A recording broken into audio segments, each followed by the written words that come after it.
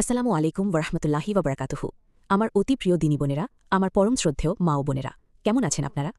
আজ আমরা এমন এক সময় দাঁড়িয়ে আছি যেখানে আমাদের জীবনটা যেন একটা যান্ত্রিক দৌড়ঝাঁপ। সকালে ঘুম থেকে ওঠা থেকে শুরু করে রাতে ঘুমাতে যাওয়া পর্যন্ত সংসার, ক্যারিয়ার, বাচ্চা, রান্নাঘর আর সোশ্যাল মিডিয়া। আমাদের চারপাশের এই অস্থিরতা আমাদের অজান্তেই আমাদের মনের ভেতর এক গভীর হাহাকার তৈরি করেছে। কিন্তু বোনেরা, একটু ভাবুন তো, আমাদের এই অস্থির জীবনের শান্তির একমাত্র আশ্রয়স্থল হওয়ার কথা ছিল কোনটি? সেটি হলো নামাজ। কিন্তু কি এক অদ্ভুত ট্র্যাজেডি দেখুন, আমরা যখন জায়নামাজে দাঁড়াই তখনই যেন দুনিয়ার সব চিন্তা আমাদের উপর ঝাঁপিয়ে পড়ে। বাজারে কি বাকি আছে, রান্নায় লবণ হলো কিনা, বাচ্চার পড়ার ডায়েরিতে কি লেখা ছিল, এমনকি কার সাথে গত পরশু ঝগড়া হয়েছিল, সবকিছু যেন ওই আল্লাহু আকবার বলার পরেই মনে পড়ে যায়। কেন এমন হয়? কেন আমাদের জায়নামাজে দাঁড়িয়েই বাজারের ফর্দ বা সংসারের খতিয়ান মেলায়? কেন আমাদের কপাল সিজদায় থাকলেও মনটা পড়ে থাকে ফেসবুকের নোটিফিকেশনে বা ড্রয়িং রুমের আসবাবে? প্রিয় বোনেরা, আজকের এই ভিডিওটি শুধু কিছু তথ্য দেওয়ার জন্য নয়। আজ আমরা আমাদের কল্ব বা হৃদয়ের ময়লা পরিষ্কার করব। আমরা জানব কিভাবে সেই নামাজ আদায় করা যায় যে নামাজে আল্লাহর আশ কেঁপে ওঠে, যে নামাজে চোখ দিয়ে পানি ঝরে, আর সেই নামাজ শেষ করে মনে হয়, ইস, এই নামাজটা যদি শেষ না হতো। বোনেরা, আমরা কি জানি খুশু খুজু আসলে কি? খুশু মানে হলো আল্লাহর বড়ত্বের সামনে নিজের অন্তরকে বিনীত করা, আর খুজু হলো শরীরের প্রতিটি অঙ্গপ্রত্যঙ্গকে শান্ত রাখা। আমাদের প্রিয় নবীজি সাল্লাল্লাহু আলাইহি ওয়াসাল্লাম একবার মসজিদে বসেছিলেন। এক ব্যক্তি এসে নামাজ পড়ল এবং নবীজি সাল্লাল্লাহু আলাইহি ওয়াসাল্লামকে সালাম দিল। নবীজি সাল্লাল্লাহু আলাইহি ওয়াসাল্লাম বললেন, যাও, আবার নামাজ পড়ো, কারণ তোমার নামাজ হয়নি। সে আবার পড়ল। আবার নবীজি সাল্লাল্লাহু আলাইহি ওয়াসাল্লাম একই কথা বললেন। তিনবার এমন হওয়ার পর সে বলল, হে আল্লাহর রসুল সাল্লাল্লাহু আলাইহি ওয়াসাল্লাম, আমি এর চেয়ে ভালো করে পড়তে জানি না, আপনি আমাকে শিখিয়ে দিন। হাদিসে এসেছে, নবীজি নামাজের চুরির কথা বলেছেন। সাহাবীরা অবাক হয়ে জিজ্ঞেস করলেন, হে আল্লাহর রসুল সাল্লাল্লাহু আলাইহি ওয়াসাল্লাম, মানুষ নামাজে আবার চুরি করে কিভাবে? তিনি বললেন, যে ব্যক্তি রুকু এবং সিজদা ঠিকমতো করে না, সেই হলো নামাজের চোর। ভাবুন তো বোনেরা, আমরা কি দিনের পর দিন নামাজের চুরি করছি না? আমরা কি সিজদা থেকে ঠিকমতো পিঠ সোজা করে না দাঁড়িয়েই আবার সিজদায় চলে যাই না? হানাফি মাঝহাবের আলোকে নামাজের প্রতিটি ওয়াজিব এবং সুন্নতগুলো যথাযথভাবে আদায় করা আমাদের জন্য কতটা জরুরি তা আমরা অনেকেই ভুলে যাই। কিয়ামতের দিন সর্বপ্রথম নামাজের হিসাব নেওয়া হবে। যদি আমাদের নামাজে হুশু না থাকে, যদি আমাদের মন অন্য কোথাও থাকে, তবে সেই নামাজ আল্লাহর কাছে কবুল হওয়ার পরিবর্তে হয়তো পুরনো কাপড়ের মতো আমাদের মুখের উপর ছুঁড়ে মারা হবে। আমরা কি চাই আমাদের সারা জীবনের ইবাদত ব্যর্থ হয়ে যাক? নিশ্চয়ই না। তাই মনোযোগ বাড়ানোর কৌশলগুলো শেখা আমাদের জন্য এখন ফরজের মতোই গুরুত্বপূর্ণ। বোনেরা, আপনারা কি জানেন, নামাজের মনোযোগ জায়নামাজে দাঁড়িয়ে শুরু হয় না। এটি শুরু হয় আজানের ধ্বনি শোনার মুহূর্ত থেকে। আমাদের অনেক মা ও বোন আজান দিলে কথা বলতে থাকেন বা কাজ চালিয়ে যান, কিন্তু নামাজের প্রথম প্রস্তুতি হলো আজানের জবাব দেওয়া। আজানের প্রতিটি বাক্য যখন আপনি হৃদয়ে ধারণ করবেন, তখন আপনার অবচেতন মন বুঝতে পারবে যে সুপ্রিম অথরিটি, মহান আল্লাহ আপনাকে ডাকছেন। দ্বিতীয় ধাপ হলো পানি দিয়ে সুন্দর করে অজু করা। বোনেরা, অজু করার সময় তাড়াহুড়ো করবেন না। যখন আপনি হাতের কবজি ধুবেন, মনে মনে ভাবুন আপনার হাত দিয়ে করা গুনাহগুলো ঝরে যাচ্ছে। যখন মুখমণ্ডল ধুবেন, ভাবুন চোখের গুনাহগুলো ধুয়ে যাচ্ছে।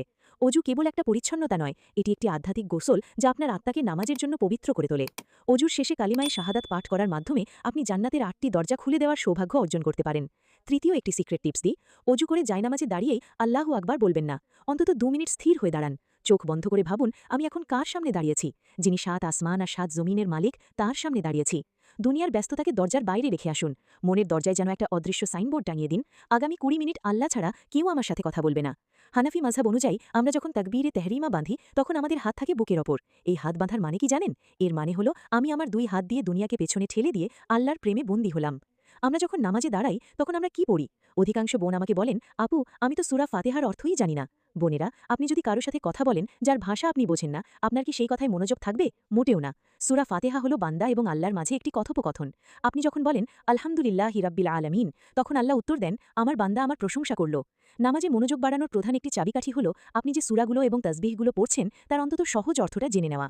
আপনি যখন সুবহান রাব্বিয়াল আযীম বলছেন, তখন হৃদয়ে অনুভব করুন যে আপনি আপনার রবের মহানত্বের সাক্ষ্য দিচ্ছেন।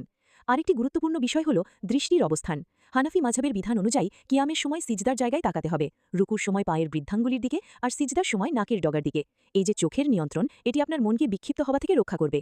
যখন আপনি রুকুতে যাবেন, ভাবুন আপনি কত ক্ষুদ্র। যখন সিজদায় মাথা রাখবেন, মনে রাখবেন বান্দা যখন সিজদায় থাকে সে আল্লাহর সবচাইতে কাছে থাকে। সেই মুহূর্তে সিজদাকে একটু লম্বা করুন। কাড়াহুড়ো করে মুরগির ঠোকরের মতো সিজদা দেবেন না। প্রতিটি রোকনের মাঝে ধীর স্থিরভাবে বিরতি নেওয়া বা তুমনানিনাদ বজায় রাখা অত্যন্ত জরুরি। আলহামদুলিল্লাহ, এই গুরুত্বপূর্ণ আলোচনার মাঝখানে আমি একটি অত্যন্ত আনন্দের সংবাদ আপনাদের সাথে শেয়ার করতে চাই। আমাদের এই ছোট্ট দিনী পরিবারটি আজ 1 লক্ষ সাবস্ক্রাইবার বা 1 লক্ষ সদস্যের একটি বৃহৎ পরিবারে পরিণত হয়েছে। সুবহান আল্লাহ। আমার প্রিয় বোনেরা, এই সফলতা আমার নয়, এটি আল্লাহর পক্ষ থেকে একটি নেয়ামত এবং আপনাদের ভালোবাসার প্রতিফলন। আমি যখন এই পথ চলা শুরু করেছিলাম তখন আমার মনে একটাই ভয় ছিল, আমি কি আমার বোনদের কাছে সঠিক দাওয়াত পৌঁছাতে পারবো? কিন্তু আজ আপনাদের এই সমর্থন আমাকে চোখে পানি এনে দেয়। আপনারা যারা এই চ্যানেলে যুক্ত হয়েছেন, লাইক করেছেন, কমেন্ট করে আপনাদের সমস্যার কথা জানিয়েছেন, আমি আপনাদের প্রত্যেকের জন্য মন থেকে দোয়া করি। আল্লাহ যেন আপনাদের এই সময়টুকুকে কবুল করেন এবং আপনাদের দ্বীনি ইলম বৃদ্ধির উসিলা হিসেবে এই প্ল্যাটফর্মকে কবুল করেন। ইনশাআল্লাহ আমাদের এই যাত্রা জান্নাত পর্যন্ত বিস্তৃত হবে। যারা এখনও সাবস্ক্রাইব করেননি তারা এই দ্বীনি পরিবারের সদস্য হয়ে যেতে পারেন। আপনাদের একটি শেয়ার হয়তো কোনো পথহারা বোনের জীবনের মোড় ঘুরিয়ে দিতে পারে। জাযাকুমুল্লাহু খাইরান। এবার আসি একটি তাত্ত্বিক বিষয়ে। আপনারা কি জানেন নামাজে মনোযোগ নষ্ট করার জন্য ইবলিস শয়তান একজন স্পেশাল অফিসার নিয়োগ করে রেখেছে? তার নাম হলো খিনজাব। সহি মুসলিমের হাদিসে এসেছে, উসমান ইবনুল আস রাদিয়াল্লাহু আনহু নবীজি সাল্লাল্লাহু আলাইহি ওয়াসাল্লামের কাছে এসে অভিযোগ করলেন যে নামাজে তিনি বিভ্রান্ত হচ্ছেন। নবীজি সাল্লাল্লাহু আলাইহি ওয়াসাল্লাম বললেন, ওটা একটা শয়তান যার নাম খিনজাব। যখনই তুমি তার উপস্থিতি বুঝতে পারবে তখনই আল্লাহর কাছে আশ্রয় চাইবে এবং তোমার বাম দিকে 3 বার সামান্য বাতাস সহ থুতু ফেলবে। বোনেরা, নামাজে যখনই দেখবেন দুনিয়াবি চিন্তা আসছে, বুঝবেন খিনজাব আপনার কানে কুমন্ত্রণা দিচ্ছে। তখন মনে মনে আউযুবিল্লাহি মিনাশ শাইতানির রাজিম পড়ুন। আরেকটি বিষয় মনে রাখবেন, নামাজে মন না বসাটা যে আপনার কাছে খারাপ লাগছে এটি প্রমাণ করে আপনার ভেতরে ঈমান আছে। শয়তান চোরের মতো। চোর কি খালি ঘরে চুরি করতে যায়? না, সে যায় যেখানে হীরা জহরাত আছে। আপনার অন্তরে নামাজের প্রতি ভালোবাসা বা ঈমান আছে বলেই শয়তান সেখানে হানা দিচ্ছে। তাই হতাশ হবেন না, লড়াই চালিয়ে যান। শয়তান যখন আপনাকে 100 বার ভুলিয়ে দেবে, আপনি 101 বার আল্লাহর দিকে ফিরে আসবেন। আমার প্রিয় দিনী বোনেরা, আপনাদের জন্য আমি এখন 3টি বিশেষ আমল ও দোয়ার কথা বলবো, যা ইনশাআল্লাহ আপনাদের মনোযোগ বাড়াতে জাদুর মতো কাজ করবে। প্রথমত, নামাজের আগে 2 মিনিট মুরাকাবা করা। জায়নামাজে দাঁড়িয়েই ভাবুন, এটিই হয়তো আমার জীবনের শেষ নামাজ। ভাবুন আপনার পেছনে মালাকুল মৌত দাঁড়িয়ে আছেন, সামনে জাহান্নামের আগুন আর আপনার পায়ের নিচে পুলসিরাত। এই ভাবনাটি আপনার নামাজকে বদলে দেবে।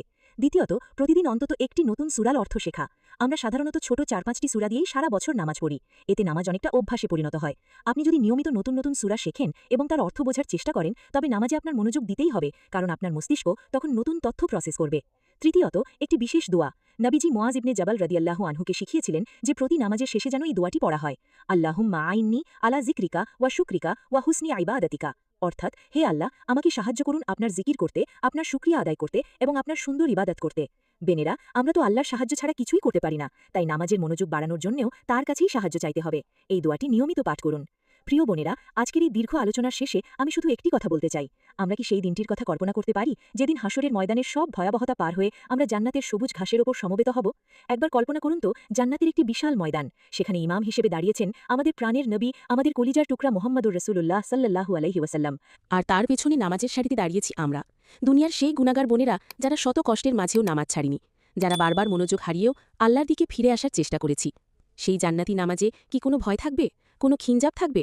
কোনো মোবাইল নোটিফিকেশন থাকবে? না, সেখানে থাকবে শুধু প্রশান্তি আর আল্লাহর দিদার। হে আমাদের রব, আমাদের এই নামাজগুলোকে আপনি কবুল করে নিন। আমাদের কপাল যখন সিজদায় থাকে তখন আমাদের মনটাকেও আপনার আরশের নিচে সিজদা বনত করে দিন। আমাদের নামাজকে আমাদের চোখের শীতলতা বানিয়ে দিন। হে আল্লাহ, আমরা যেন আপনার সামনে দাঁড়িয়ে অন্তত একবার এমন নামাজ পড়তে পারি যা আপনাকে সন্তুষ্ট করে। আমিন ইয়া রব্বাল আলামিন। আপনারা সবাই ভালো থাকবেন। পরবর্তী ভিডিওতে আবার দেখা হবে ইনশাআল্লাহ। আসসালামু আলাইকুম ওয়া রাহমাতুল্লাহি ওয়া বারাকাতুহু।